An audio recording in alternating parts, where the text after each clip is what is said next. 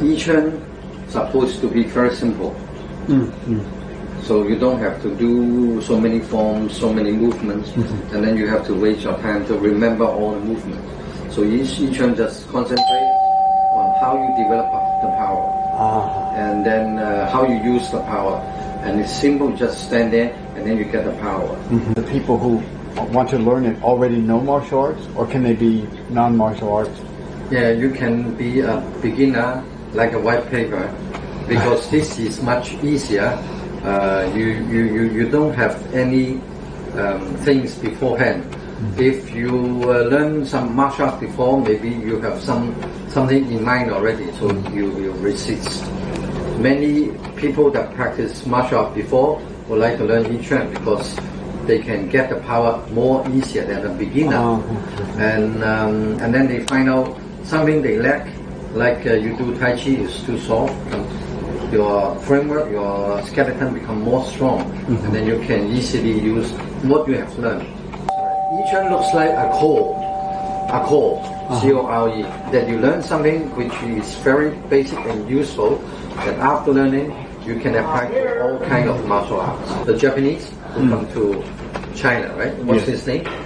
Kenichi Sawai. Yes. He published a book, okay? Looks like Yiquan, and he changed the name. He said his name, he changed the name, he got the authorization from Wang Xiangzhai to change this name. It's a long story that we don't know because we are not in Shanghai.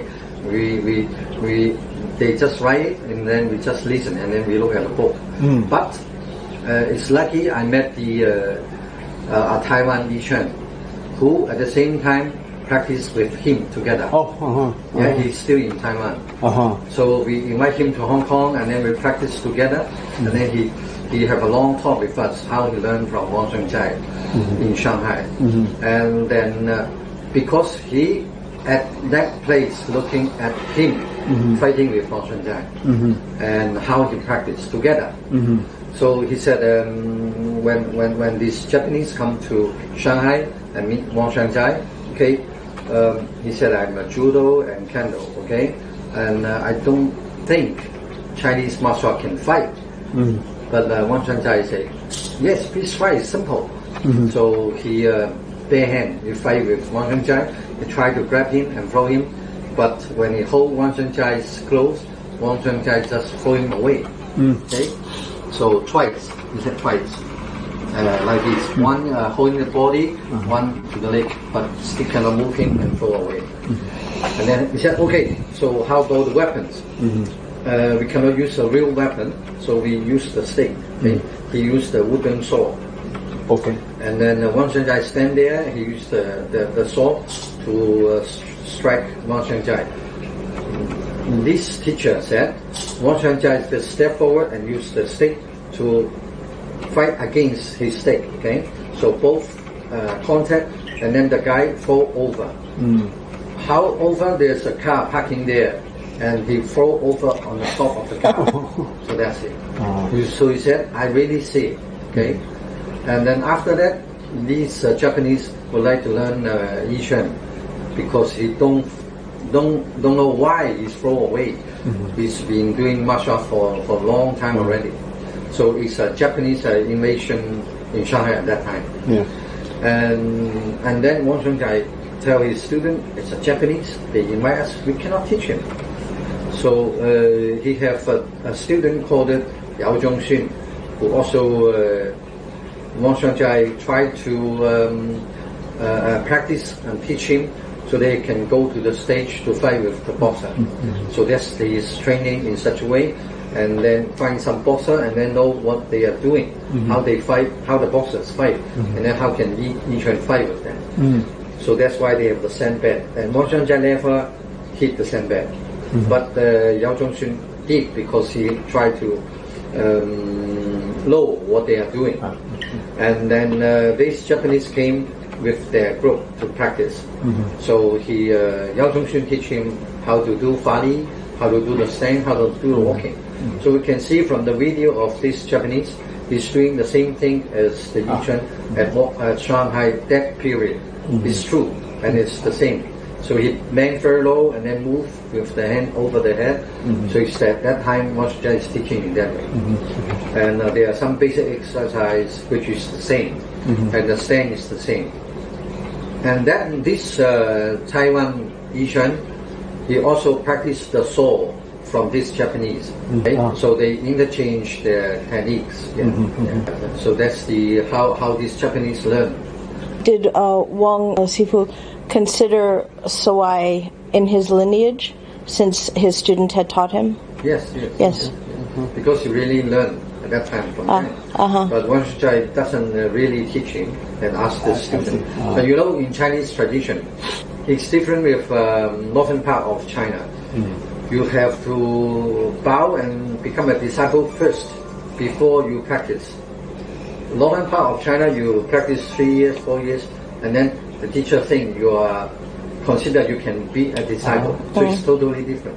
In southern part, you have to do as a disciple first. You give the red pocket and then bow, and then you can practice martial art. So it's different. Okay. So Wang Xiangzhai, as a big group, okay.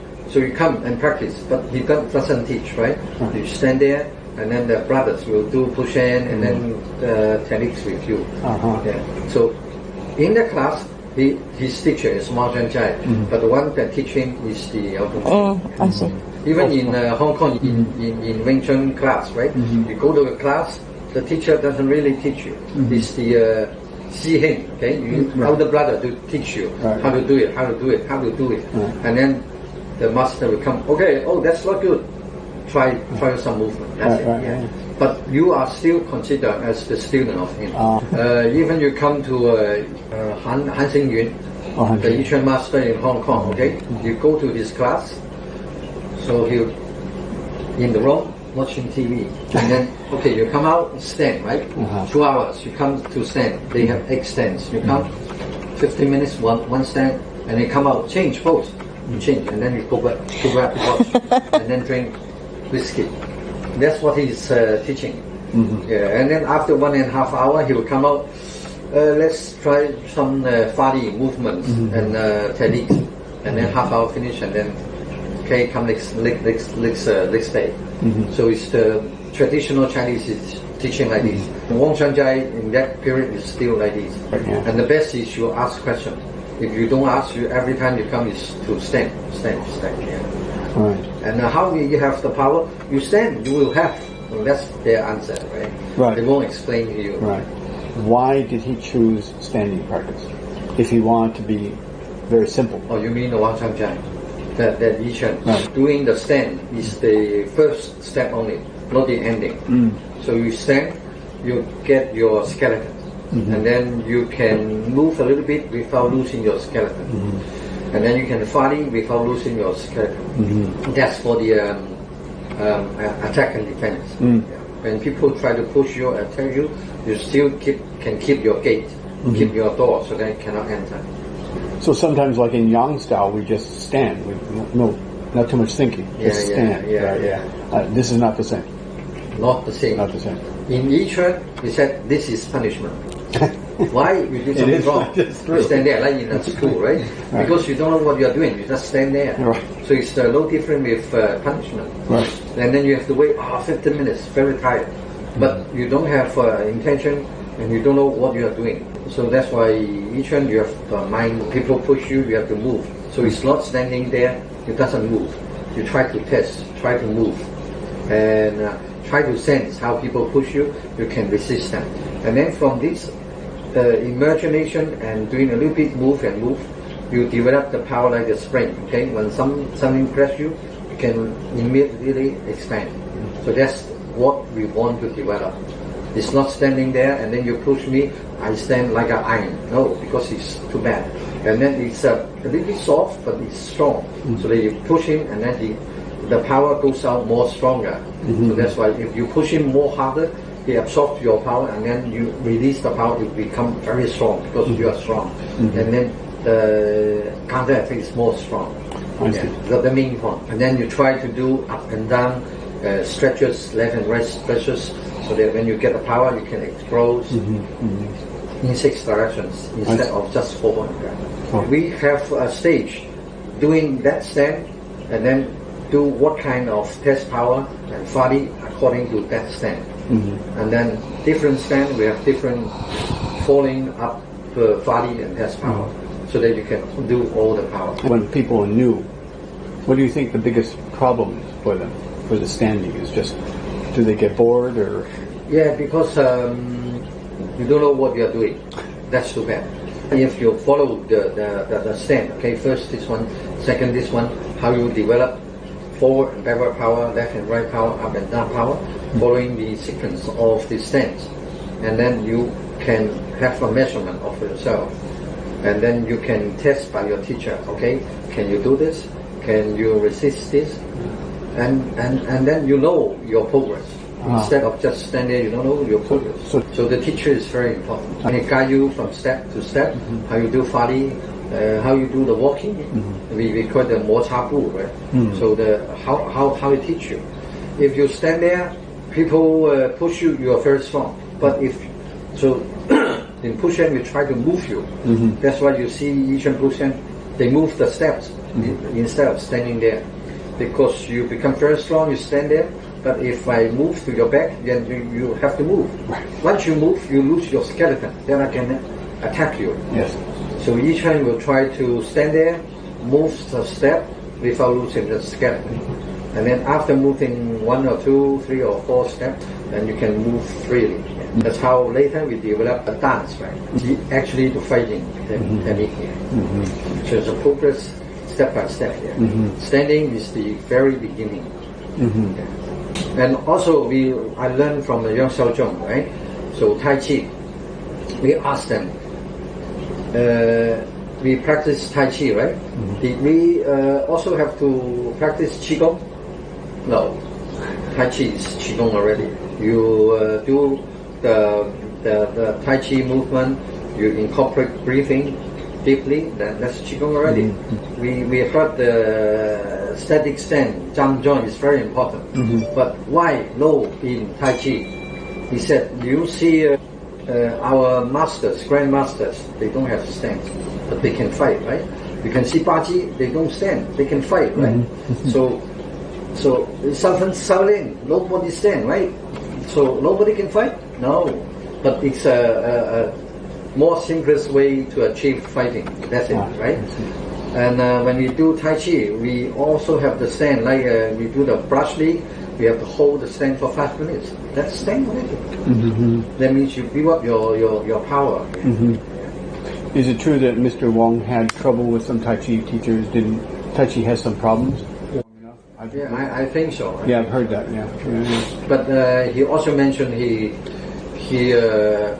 like or he admire some Tai Chi teacher, and in his writing, right? But he is more admire is the Bagua master called Qing Ting Hua, right? When he met, right? Because he that's why he incorporated the Bagua steps into Yiquan. Mo Chabu is actually the Bagua step, right? Because he met Qing Ting Hua. Qing Ting Hua saw him like half dance, move fast and come to him. He just feel that he told Mr. Lee that Qing Ting Hua comes to him like a fireball. The power is so strong and moves so quick, he just cannot immersion. That's why he incorporated Bagua steps into Yiquan. So we can see Yiquan, the steps is Bagua. Okay, how they move is the mud walking step of Bagua. Step forward is Xingyi. Right, move left and right is Bagua.